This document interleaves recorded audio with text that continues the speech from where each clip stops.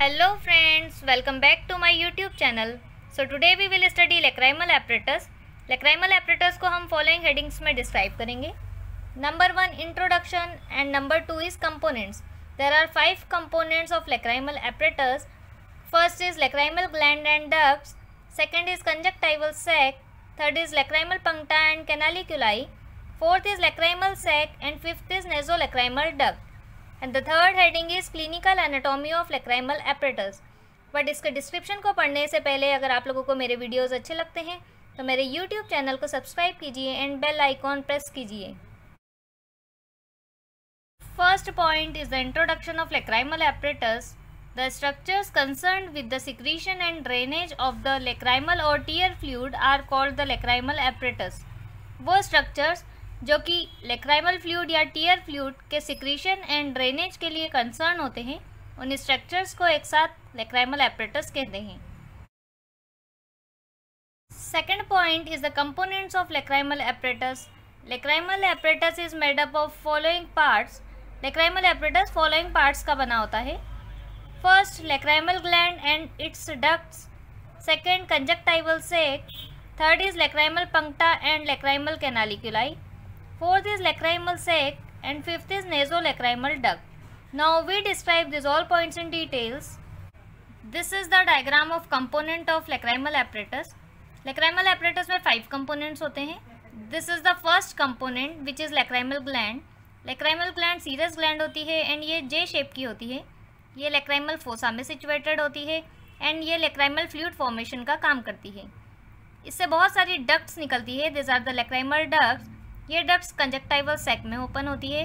Here conjunctival sac is present and this is the second component of lacrimal apparatus. Conjunctival sac palpebral and bulbar conjunctiva के बीच में present होता है. This is the third component lacrimal puncta and lacrimal canaliculi. This is the superior lacrimal puncta and this is the inferior lacrimal puncta. lacrimal canaliculi जहाँ से begin होती है उस जगह को lacrimal puncta कहा जाता है. This are the lacrimal canaliculi.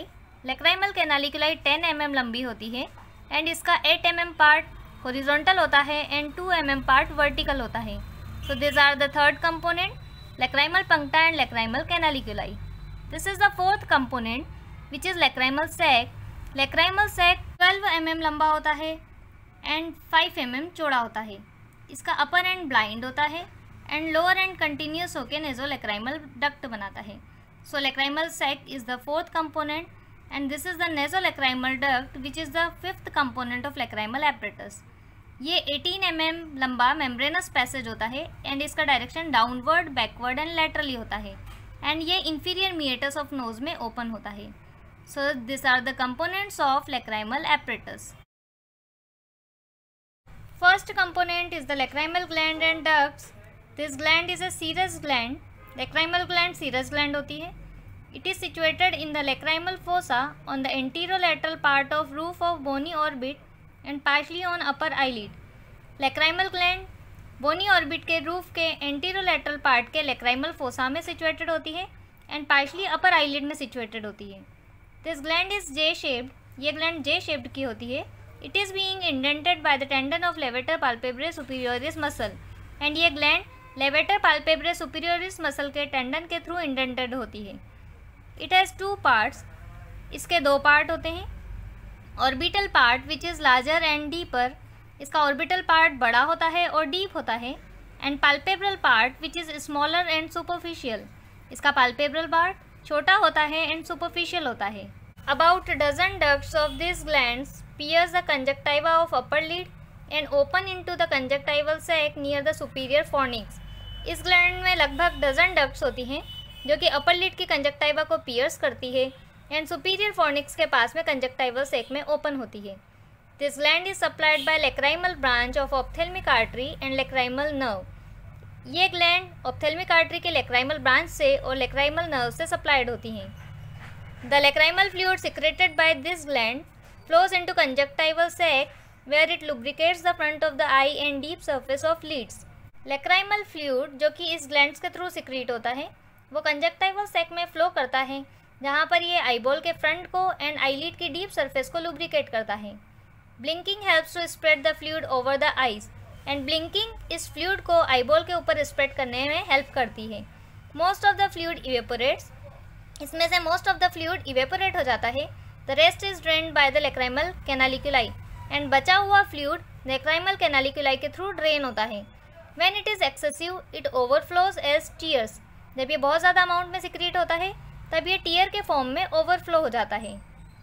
This is the diagram of lacrimal gland. Lacrimal gland serous gland होती है जो कि बोनी ऑर्बिट के लेक्राइमल फोसा में सिचुएटेड होती है। ये ग्लैंड जे शेप की होती है, it is J shape. Levator palpebrae superioris muscle इस ग्लैंड के बीच में इंडेंट करती है और इसे दो पार्ट में डिवाइड कर देती है। इसका एक पार्ट ऑर्बिटल पार्ट कहलाता है जो कि बोनी ऑर्बिट में सिचुएटेड होता है। ये पार्ट लार्जर एंड डीपर होता है, एंड इसका एक पार्ट आईलिड में सिचुएटेड होता है जो कि स्मॉलर एंड सुपरफिशियल होता है। इस ग्लैंड में अबाउट डजन डक्ट्स होती हैं जो कि अपर आईलिड की कंजक्टाइवा को पियर्स करती है एंड कंजक्टाइवल सैक में ओपन होती है। ये ग्लैंड लेक्राइमल फ्लूइड सिक्रीशन का काम करती है। So this are the description of lacrimal gland. Second component is the conjunctival sac. The conjunctiva is of two types. Conjunctiva दो टाइप की होती है, palpebral conjunctiva and bulbar conjunctiva. First is palpebral conjunctiva. The part of conjunctiva which lines the deep surface of eyelids is called palpebral conjunctiva. Conjunctiva का वो part जो कि eyelids की deep surface को कवर करता है उसे पाल्पेब्रल कंजक्टाइवा कहते हैं। It is thick, opaque and highly vascular and adherent to tarsal plate. ये पार्ट थिक होता है, ओपेक होता है एंड हाईली वस्कुलर होता है, एंड ये टार्सल प्लेट से जुड़ा हुआ होता है। Second is bulbar conjunctiva. The part of conjunctiva which lines the front of the eye ball is called bulbar conjunctiva. Conjunctiva का वो पार्ट जो कि आईबॉल के फ्रंट को लाइन करता है उसे बल्बर कंजक्टाइवा कहते हैं। It is thin, transparent and loosely attached to the eyeball. ये थिन होता है एंड ट्रांसपेरेंट होता है, एंड ये आईबॉल से लूजली अटैच होता है। The potential space between palpebral and bulbar conjunctiva is known as conjunctival sac. Palpebral conjunctiva and bulbar conjunctiva के बीच में जो पोटेंशियल स्पेस होती है उसे कंजक्टाइवल सैक कहा जाता है। Third component is the lacrimal puncta and canaliculi. The beginning of lacrimal canaliculi is known as lacrimal punctum. Lacrimal canaliculi जहाँ पे स्टार्ट होती है उस पार्ट को lacrimal punctum कहा जाता है। Each lacrimal canaliculi is 10 mm long. It has two parts. Her lacrimal canaliculi 10 mm लंबी होती है और उसके दो पार्ट होते हैं। A vertical part which is 2 mm long and a horizontal part which is 8 mm long. इसका एक पार्ट वर्टिकल होता है जो कि 2 मिलीमीटर लंबा होता है और एक पार्ट हॉरिजॉन्टल होता है जो कि 8 मिलीमीटर लंबा होता है। Both canaliculi open close to each other in lateral wall of the lacrimal sac behind the medial palpebral ligament. दोनों कैनालिकुलाई लेक्राइमल सैक की लेटरल वॉल में और मीडियल पाल्पेब्रल लिगामेंट के पीछे एक दूसरे के क्लोज कॉन्टैक्ट में ओपन होते हैं। Fourth point is the lacrimal sac. It is a membranous sac which is 12 mm long and 5 mm wide. ये मेम्ब्रेन का बना हुआ सैक होता है जो कि 12 mm लंबा होता है एंड 5 mm चौड़ा होता है। It is situated in the lacrimal groove behind the medial palpebral ligament. ये medial palpebral ligament के पीछे lacrimal groove में situated होता है।